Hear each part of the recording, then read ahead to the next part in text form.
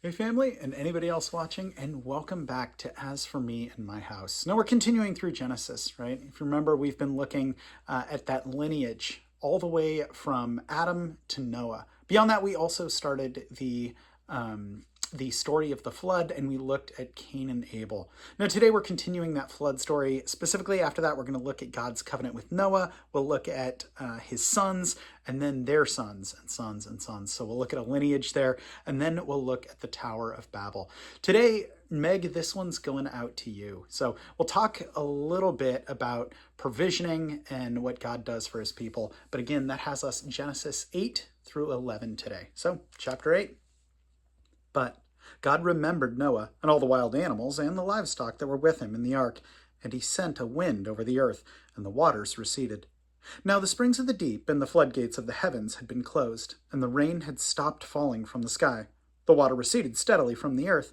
At the end of the 150 days, the water had gone down, and on the 17th day of the month, the ark came to rest on the mountains of Ararat. The waters continued to recede until the 10th month, and on the first day of the 10th month, the tops of the mountains became visible. After 40 days, Noah opened the window he had made in the ark, and sent out a raven, and it kept flying back and forth until the water had dried up from the earth. Then he sent out a dove, to see if the water had receded from the surface of the ground, but the dove could find no place to set its feet, because there was water over all the surface of the earth. So it returned to Noah in the ark. He reached out his hand and took the dove, and brought it back to himself in the ark. He waited 7 more days, and again sent out the dove from the ark. When the dove returned to him in the evening, there in its beak was a freshly plucked olive leaf. Then no one knew that the water had receded from the earth. He waited 7 more days and sent out the dove again, but this time it did not return to him. By the first day of the first month in Noah's 601st year, the water had dried up from the earth. Noah then removed the covering from the ark and saw that the surface of the ground was dry. By the 27th day of the second month, the earth was completely dry. Then God said to Noah, "Come out of the ark, you and your wife and your sons and their wives. Bring out every kind of living creature that is with you, the birds, the animals, and all the creatures that move along the ground, so they can multiply on the earth and be fruitful and increase in number upon it." So Noah came out, together with his sons and his wife and his sons' wives. All the animals and all the creatures that move along the ground and all the birds, everything that moves on the earth, came out of the ark, one kind after another. Then Noah built an altar to the Lord, and taking some of all the clean animals and clean birds, he sacrificed burnt offerings on it.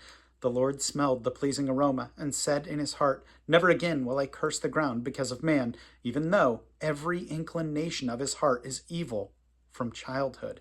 And never again will I destroy all living creatures as I have done. As long as the earth endures, seed time and harvest, cold and heat, summer and winter, day and night will never cease." Chapter 9. Then God blessed Noah and his sons, saying to them, "Be fruitful and increase in number and fill the earth. The fear and dread of you will fall on all the beasts of the earth and on all the birds of the air, upon every living creature that moves along the ground, and upon the fish of the sea. They are given into your hands. Everything that lives and moves will be food for you. Just as I gave you the green plants, I now give you everything. But you must not eat meat that has lifeblood still in it. And for your lifeblood I will surely demand an accounting. I will demand an accounting from every animal, and from each man too I will demand an accounting for his life of his fellow man. Whoever sheds blood of man, by man shall his blood be shed, as in the image of God has God made man. As for you, be fruitful and increase in number, multiply on the earth and increase upon it." Then God said to Noah and to his sons with him, "I now establish my covenant with you, and with your descendants after you, and with every living creature that was with you, the birds, the livestock, and all the wild animals, all those that came out of the ark with you, every living creature on earth. I establish my covenant with you. Never again will all life be cut off from the waters of a flood. Never again will there be a flood to destroy the earth." And God said, "This is the sign of the covenant I am making between me and you and every living creature with you, a covenant for all generations to come. I've set my rainbow in the clouds, and it will be a sign of the covenant between me and the earth. Whenever I bring clouds over the earth and the rainbow appears in the clouds, I will remember my covenant between me and you and all living creatures of every kind. Never again will the waters become a flood to destroy all life. Whenever the rainbow appears in the clouds, I will see it and remember the everlasting covenant between God and all living creatures of every kind on the earth." So God said to Noah, "This is the sign of the covenant I have established between me and all life on the earth." The sons of Noah, who came out of the ark, were Shem, Ham, and Japheth. Ham was the father of Canaan. These were the three sons of Noah, and from them came the people who were scattered over the earth. Noah, a man of the soil, proceeded to plant a vineyard. When he drank some of its wine, he became drunk and lay uncovered inside his tent. Ham, the father of Canaan, saw his father's nakedness and told his two brothers outside. But Shem and Japheth took a garment and laid it across their shoulders and walked in backwards and covered their father's nakedness. Their faces were turned away so that they could not see their father's nakedness. When Noah awoke from his wine and found out that his youngest son had done to him, he said, "Cursed be Canaan, the lowest of slaves will he be to his brothers." He also said, "Blessed be the Lord, the God of Shem. May Canaan be the slave of Shem. May God extend the territory of Japheth. May Japheth live in the tents of Shem, and may Canaan be his slave." After the flood, Noah lived 350 years. Altogether, Noah lived 950 years, and then he died. Chapter 10. This is the account of Shem, Ham, and Japheth, Noah's sons, who themselves had sons after the flood. The sons of Japheth: Gomer, Magog, Madai, Javan, Tubal, Meshech, and Tiras.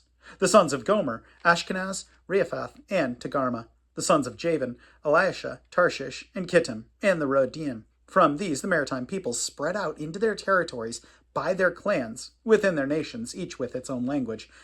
The sons of Ham: Cush, Mizraim, Put, and Canaan. The sons of Cush: Seba, Havilah, Sabta, Ramah, and Sabteca. The sons of Ramah: Sheba and Dedan. Cush was the father of Nimrod, who grew up to be a mighty warrior on the earth. He was a mighty hunter before the Lord. That is why it is said, like Nimrod, a mighty hunter before the Lord. The first centers of his kingdom were Babylon, Erech, Akkad, Calneh, in Shinar. From that land he went to Assyria, where he built Nineveh, Rehoboth, Ir, Calah, and Rezin, which is between Nineveh and Calah, that is the great city. Mizraim was the father of the Ludites, Anamites, Lebahites, Nephatites, Patharites, Calishites, from whom the Philistines came, and the Caphtorites. Canaan was the father of Sidon, his firstborn, and of the Hittites, Jebusites, Amorites, Girgashites, Hivitites, Arkites, Sinites, Arvadites, Zemarites, and Hamathites. Later, the Canaanite clans scattered, and the borders of Canaan reached from Sidon towards Gerar, as far as Gaza, and then towards Sodom and Gomorrah, Admah, and Zeboim, as far as Lasha. These are the sons of Ham, by their clans and languages, in their territories and nations. Sons were also born to Shem, whose older brother was Japheth. Shem was the ancestor of all the sons of Eber. The sons of Shem: Elam, Asher, Arxphad, Lud, and Aram. The sons of Aram: Uz, Hul, Gether, and Meshech. Arxphad was the father of Salah, and Salah the father of Eber. Two sons were born to Eber. One was named Peleg, because in his time the earth was divided. His brother was named Joktan. Joktan was the father of Almadad, Shalef, Hazmarveth, Jerah, Hadaram, Uzal, Dikla, Obal, Abimael, Sheba, Ophir, Havilah, and Jobab. These were the sons of Joktan. The region where they lived stretched from Mesha towards Shafar, in the eastern hill country. These are the sons of Shem, by their clans and languages and their territories and nations. These are the clans of Noah's sons, according to their lines of descent within their nations. From these, the nations spread out over the earth after the flood. Chapter 11. Now the whole world had one language and a common speech. As men moved eastward, they found a plain in Shinar and settled there. They said to each other, "Come, let's make bricks and bake them thoroughly." They used bricks instead of stone and tar for mortar. Then they said, "Come, let us build ourselves a city with a tower that reaches to the heavens, so that we may make a name for ourselves and not be scattered over the face of the whole earth." But the Lord came down to see the city and the tower that the men were building. The Lord said, "If as one people speaking the same language they have begun to do this, then nothing they plan to do will be impossible for them. Come, let's go down and confuse their language, so they will not understand each other." So the Lord scattered them from there over all the earth, and they stopped building the city. That is why it was called Babel, because that is where the Lord confused the language of the whole world. From there the Lord scattered them over the face of the whole earth. This is the account of Shem. 2 years after the flood, when Shem was 100 years old, he became the father of Arxphad.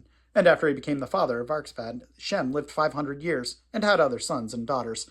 When Arphaxad had lived 35 years, he became the father of Shelah. And after he became the father of Shelah, Arphaxad lived 403 years and had other sons and daughters. When Shelah lived 30 years, he became the father of Eber. And after he became the father of Eber, Shelah lived 403 years and had other sons and daughters. When Eber had lived 34 years, he became the father of Peleg. And after he became the father of Peleg, Eber lived 430 years and had other sons and daughters. When Peleg had lived 30 years, he became the father of Reu. And after he became the father of Reu, Peleg lived 209 years and had other sons and daughters. When Reu had lived 32 years, he became the father of Serug. And after he became the father of Serug, Reu lived 207 years and had other sons and daughters. When Serug had lived 30 years, he became the father of Nahor. And after he became the father of Nahor, Serug lived 200 years and had other sons and daughters. When Nahor had lived 29 years, he became the father of Terah. After he became the father of Terah, Nahor lived 119 years and had other sons and daughters. After Terah had lived 70 years, he became the father of Abram, Nahor, and Haran. This is the account of Terah. Terah became the father of Abram, Nahor, and Haran became the father of Lot. While his father Terah was still alive, Haran died in Ur of the Chaldeans in the land of his birth. Abram and Nahor both married. The name of Abram's wife was Sarai, and the name of Nahor's wife was Milcah. She was the daughter of Haran, the father of both Milcah and Iscah. Now Sarai was barren. She had no children. Terah took his son, Abram, his grandson Lot, son of Haran, and his daughter-in-law, Sarai, the wife of his son Abram, and together they set out from Ur of the Chaldeans to go to Canaan. But when they came to Haran, they settled there. Terah lived 205 years, and he died in Haran. I always think the Tower of Babel is so interesting. And I mean, God obviously doesn't care about the size of the tower. It doesn't seem to be about that, right? I think it's interesting when we look at humans' ambition and how often that's tied directly to pride. And if we can do anything we want, why wouldn't we be incredibly prideful? So I always think that's so interesting. But that's kind of the opposite of what I was kind of drawn to today. I think it is perfect of what I was drawn to with the Tower of Babel and talking about pride. But looking at God's provision for his people, when they are at their lowest, they have no means to really live or support themselves. And that took me to chapter 8, 10, and 11. Chapter 8, 10, and 11, it's talking about the ark and the receding waters. 10, this is Noah. He waited 7 more days and again sent out the dove from the ark. When the dove returned to him in the evening, there in its beak was a freshly plucked olive leaf. And that was kind of perfect, talking about provisioning and looking at people's lowly state when they're in tough states. And I thought that was perfect that this was for you, Meg. It's all random. I didn't plan any of this. It's just names chosen at random. And I thought this was perfect for you, Meg, because looking at this and looking what you do with the closet and giving people hope and a new set of clothes, I'm sure it probably could seem like such a small thing. And I know on some level you recognize what you do for people. And yeah, maybe if they're able to pay, maybe paying a small amount, but if they're not, you giving them clothes for free out of the shop and you giving and providing for people when they are at their lowest or in desperate need of hope, and even a shirt on their back can mean so much.